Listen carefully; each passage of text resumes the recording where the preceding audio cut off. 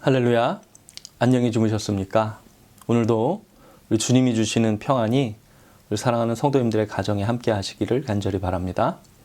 오늘 우리에게 주신 말씀은 신약성경 사도행전 18장 1절에서 11절까지 말씀입니다. 사도행전 18장 1절에서 11절까지 말씀입니다. 그 후에 바울이 아덴을 떠나 고린도에 이르러 아굴라라 하는 본도에서 난 유대인 한 사람을 만나니 글라우디오가 모든 유대인을 명하여 로마에서 떠나라 한 고로 그가 그 안에 브리스길라와 함께 이달리아로부터 새로 온지라. 바울이 그들에게 가매 생업이 같음으로 함께 살며 일을 하니 그 생업은 천막을 만드는 것이더라. 안식일마다 바울이 회당에서 강론하고 유대인과 헬라인을 권면하니라. 실라와 디모데가 마게도냐로부터 내려오매 바울이 하나님의 말씀에 붙잡혀 유대인들에게 예수는 그리스도라 밝히 증언하니 그들이 대적하여 비방하거늘 바울이 옷을 털면서 이르되 너희 피가 너희 머리로 돌아갈 것이요 나는 깨끗하니라. 이후에는 이방인에게로 가리라 하고 거기서 옮겨 하나님을 경외하는 디도 유스도라 하는 사람의 집에 들어가니 그 집은 회당 옆이라. 또 회당장 그리스보가 온 집안과 더불어 주를 믿으며 수많은 고린도 사람도 듣고 믿어 세례를 받더라. 밤에 주께서 환상 가운데 바울에게 말씀하시되 두려워하지 말며 침묵하지 말고 말하라. 내가 너와 함께 있음에 어떤 사람도 너를 대적하여 해롭게 할 자가 없을 것이니 이는 이 성중에 내 백성이 많음이라 하시더라. 1년 6개월을 머물며 그들 가운데서 하나님의 말씀을 가르치니라. 이 말씀은 살아계신 하나님께서 우리에게 주신 은혜의 말씀입니다. 아멘. 사도 바울이요. 오늘 사도행전에 보니까 고린도라고 하는 도시에 복음을 전하는 그런 모습이 전해지고 있습니다. 고린도라고 하는 도시는요, 무역의 중심지였습니다. 경제적으로나 교통적으로 또 지형적으로 아주 당시에 중요한 도시가 고린도라고 하는 도시였다라고 하는 것입니다. 하지만 지난번에도 말씀드렸지만 고린도라고 하는 도시는요, 우리가 잘 알고 있는 것처럼 이 방탕함의 대명사가 된 도시가 바로 고린도 도시라고 하는 것입니다. 저 사람 고린도인 같아 그러면요, 삶이 방탕한 사람을 손가락질하면서 욕할 때 하는 그런 말이었다라고 하는 것입니다. 그만큼 고린도라고 하는 도시는요, 경제적으로 발달은 했지만 문화적으로는 아주 방탕한 곳이었다라고 하는 것입니다. 게다가요, 우상이 만연했고 그 우상의 신전에서는요, 이 제사의 행위로 한다는 것이 이 성적인 행위를 하였기 때문에 아주 음란하고 문란한 도시가 고린도라고 하는 도시였다라고 하는 것입니다. 그러니 아덴과 얼마나 상반되는 이 도시의 모습이냐 하는 것입니다. 그런데요, 이 말은 다시 우리가 말하면 정말 예수 그리스도의 복음이 가장 필요한 도시가 고린도라고 하는 도시였다라고 하는 그런 역설적인 표현이 될 수 있다라고 하는 것입니다. 예수님이 아니면, 복음이 아니면 그 어떤 희망을 발견할 수 없는 도시가 바로 당시에 고린도라고 하는 도시였다라고 말할 수 있다라고 하는 것입니다. 사도행전 18장 1절은요, 그 후에라고 하는 말로 시작합니다. 보통 성경에서 그때에 이렇게 말하거나 그 후에 이런 말로 시작하면요, 그 전에 어떤 일이 있었는지에 대해서 의미심장하게 압축하여 표현하는 것이 그때에 그 후에라고 하는 말이라고 하는 것입니다. 그러니까 바울이요, 그 후에 바울이 아덴을 떠나 고린도에 이르렀다라고 표현했다라고 하는 것은요, 아덴에서 바울에게 의미심장한 일이 있었다라고 하는 것을 보여주고 있는 것입니다. 어떤 일이 있었습니까? 아덴, 그러니까 그리스 아테네라고 하는 곳에서 학문적이고 철학적인 그 도시에서 복음을 가장 잘 전할 수 있을 거라고 이 바울이 생각했는데, 이 아레오바고라고 하는 곳에서 복음을 전했는데 어떤 면에서 보면 선교에 완전히 실패한 도시가 바로 아덴이었다라고 하는 것입니다. 여기서 제가 실패라고 하는 단어를 사용했지만 이것은 바울이 생각한 것에 비해 그렇게 복음이 전해지지 않았다라고 하는 것을 뜻하기 위해서 선택한 단어이지, 복음이 실패한 적은 없다라고 하는 것을 분명히 짚고 넘어갔으면 좋겠습니다. 복음은 실패하지 않습니다. 그런데 어쨌든 우리가 생각한 대로 되지 않을 때 우리가 실패라고 하는 단어를 사용하지 않습니까? 그래서 그 후에 그렇게 시작하는 이유는 그렇게 학문적으로 철학적으로 뛰어난 아덴과는 정반대되는 도시, 방탕하고 문란하고 음란한 도시였던 고린도에서 바울이 실패한 후에 복음을 전하게 되었다라고 하는 것입니다. 우리가 일반적으로 생각해 보면 정말 참담할 수도 있는 그런 상황 아니겠습니까? 그런데요, 교회사적으로 보면 이렇게 바울이 아덴에서 고린도로 가서 복음을 전한 것은요, 초기 선교 역사의 엄청난 발걸음이다라고 하는 이 평가를 역사는 내리고 있다라고 하는 것입니다.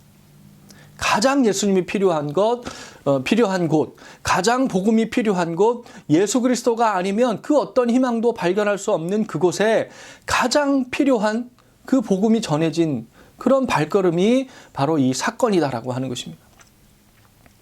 또 더 놀라운 것은요, 거기서 누구를 만나느냐 하면 이 브리스길라와 아굴라라고 하는 부부를 만났다는 것입니다.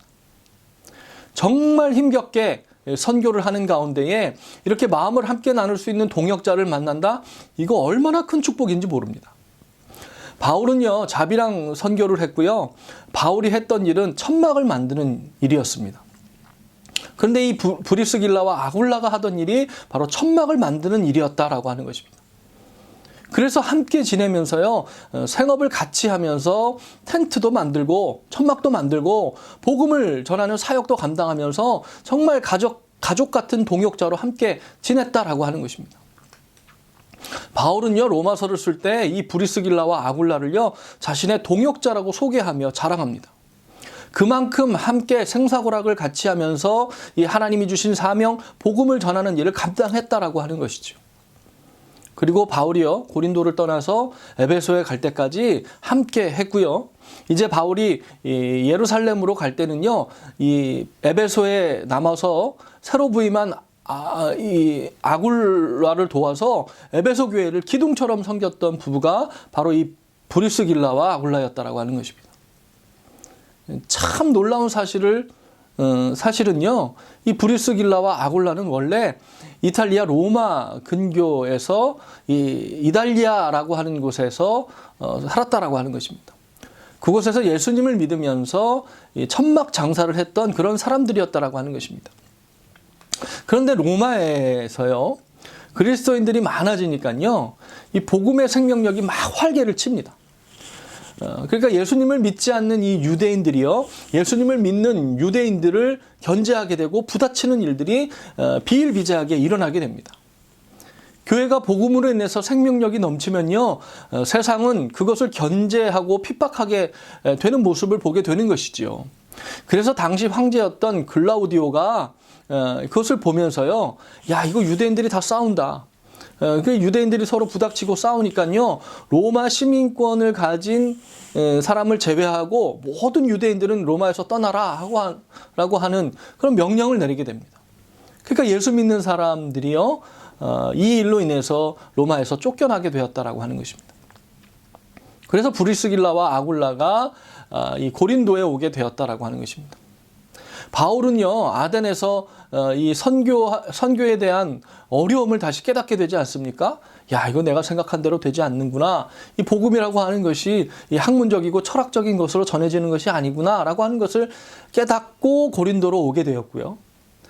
브리스길라와 아굴라는 예수님을 믿는 믿음 때문에 로마에서 쫓겨나서 고린도로 오게 되었다라고 하는 것입니다. 그리고 정말 바울과 만나서 정말 초대교회의 귀한 그런 일들을 감당하는 하나님의 일꾼이 되었다라고 하는 것입니다. 사랑하는 성도 여러분, 그러니까 하나님의 계획하심이 정말 놀라운 일 아니겠습니까? 내 생각대로 일이 안 되고요. 어려움을 당해서 쫓겨가는 것 같은데도요. 하나님은 그 가운데 당신의 섭리를 이루어 가시더라고 하는 것입니다. 사람을 만나게 하시고 놀라운 하나님의 역사가 일어나게 하시더라고 하는 것입니다. 사랑하는 성도 여러분, 우리가 겪는 어려움들 가운데서도요. 분명히 하나님의 섭리가 있다라고 하는 것을 기억하시고 믿음의 눈으로 바라보는 저와 여러분이 되기를 간절히 바랍니다. 내 생각대로, 내 계획대로 일이 안 되는 것이요. 그것이 좋을 사람이 어디 있겠습니까? 그런데요, 그 가운데서도 믿음을 가진 사람에게는 분명 선하신 하나님의 뜻과 계획하심이 있다라고 하는 것을 우리는 기억해야 된다라고 하는 것입니다. 그리고 그런 어려움 가운데서 만나게 하신 사람들은요, 정말 하나님이 우리를 위해서 예비하신 훌륭한 동역자다라고 하는 사실을 우리가 기억해야 된다라고 하는 것입니다. 그래서 그 함께 만나게 하신 사람과 힘을 합해서 사명을 감당할 때요, 놀라운 하나님의 역사가 우리 가운데 이루어진다라고 하는 것입니다. 할렐루야. 말씀을 맺겠습니다. 이 세상이요, 복음이 아니면, 예수님이 아니면 희망이 없는 곳이다라고 하는 것을 우리가 영적인 시각으로 바라볼 수 있게 되기를 간절히 소원합니다. 이 세상이요, 복음이 필요한 세상입니다. 이 세상이요, 오직 예수님만이 희망이 되는 세상이고요. 지금의 세상이요, 오직 예수님만이 희망이 될 수 있는 그런 세상이다라고 하는 것을 다시 한번 말씀을 통해 우리가 깨달아야 된다라고 하는 것입니다. 그리고 지금 우리 모두가 어려움의 시기를 지나고 있지만 분명한 것은요, 이때에도 하나님의 섭리가 믿음의 사람 가운데에 이루어지고 있다라고 하는 것을 우리는 발견해야 된다라고 하는 것입니다. 때로는 쫓겨가는 것 같습니다. 때로는 계획대로 되는 것 같지 않습니다. 그러나 그렇게 해서 가는 곳에서 만난 것 같이 우연히 만난 것 같은 사람이라 할지라도 그 사람과 함께 힘을 합하면요, 그 가운데 하나님이 만나게 하신 사람들과 함께 힘을 합하면요, 놀라운 일들이 우리의 삶 가운데 일어나게 된다라고 하는 것입니다. 우리가 선한 일을 하려고 할 때 우리를 통해서 하나님의 놀라운 역사가 나타나게 된다라고 하는 것입니다. 사랑하는 성도 여러분, 오늘도 삶 속에서 예수님이 희망이 되시는 그런 하루가 되시기를 간절히 축원합니다. 그리고요, 함께하는 가족, 그리고 우리에게 함께하게 하신 모든 동료들, 동역자들과 함께 선한 일을 감당하실 때 성령의 충만한 능력이 우리 가운데 나타나게 된다. 정말 그런 놀라운 하나님의 역사를 경험하시는 귀하고 복된 하루가 되시기를 다시 한번 주님의 이름으로 축원을 드립니다. 기도하시겠습니다. 사랑과 은혜가 충만하신 아버지 하나님, 정말 이 세상은 복음이 아니면 살아갈 수가 없고 오직 예수님만이 희망이 되심을 발견하게 하시니 감사를 드립니다. 하나님, 이 땅 가운데에 우리가 어려움에 쫓기는 것 같고 내 계획대로 우리의 생각대로 되어지는 것 같지 않지만 그럼에도 불구하고 그 가운데 놀라운 하나님의 역사하심과 예비하심이 있음을 말씀을 통해 깨닫게 하시니 감사를 드립니다. 주님, 우리 사랑하는 성도님들의 가정과 기업을 통해서 하나님의 놀라운 역사가 이루어지게 하여 주시옵소서. 함께 만나게 하신 사람들과 힘을 합하여 선한 일을 이루려고 할 때 성령의 놀라운 능력이 나타날 수 있는 우리 성도님들의 가정과 기업이 되게 하여 주시옵소서. 하나님, 세상 가운데에 정말 복음이 선포되어지기를 간절히 원합니다. 예수가 그리스도이심을 선포하기를 원합니다. 우리 성도님들의 삶을 통해서, 우리 성도님들의 기업을 통해서, 우리 성도님들의 모든 권속들을 통해서 하나님 복음의 지경이 넓혀지게 하시고 놀라운 하나님의 역사가 이 땅 가운데 나타나게 하여 주시옵소서. 오늘도 주님께서 우리와 함께하여 주시고 오직 믿음의 눈으로 하나님의 섭리를 바라볼 수 있는 귀하고 복된 하루가 되게 하여 주시기를 간절히 소원하오며 이 모든 말씀 존귀하신 우리 구주 예수 그리스도 이름으로 간절히 기도하옵나이다. 아멘. 할렐루야. 오늘 하루도 하나님의 섭리가 삶 속에 이루어지시는 축복의 하루가 되시기를 주님의 이름으로 축원을 드립니다. 내일은 거룩한 주일입니다. 우리가 드리는 모든 예배 가운데에 하나님의 충만한 임재를 경험하기를 우리가 사모하는 마음으로 함께 중보 기도해 주시기를 부탁을 드립니다. 이 시간 우리 함께 기도하시겠습니다.